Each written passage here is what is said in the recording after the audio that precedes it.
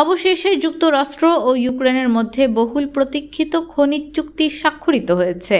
এর মাধ্যমে ইউক্রেনের নতুন খনিজ সম্পদ চুক্তিতে অগ্রাধিকারমূলক প্রবেশাধিকার এবং কিয়েভ পুনর্গঠনে বিনিয়োগ করবে যুক্তরাষ্ট্র। চুক্তির আওতায় দুই দেশের জন্য একটি যৌথ তহবিল গঠন করা হবে।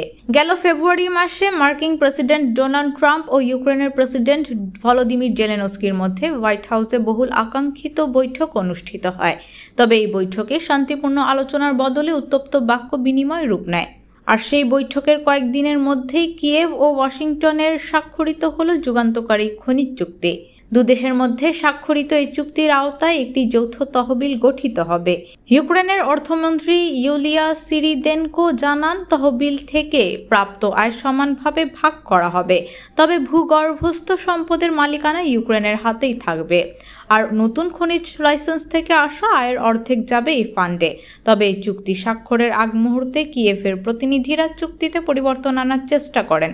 তারা জানান, তহবিল সম্পর্কিত মূল চুক্তি সই করতে হলে দেশটির পার্লামেন্টে তা অনুমোদন পেতে হবে, আর সেই অনুমোদন ছাড়া স্বাক্ষর সম্ভব নয়।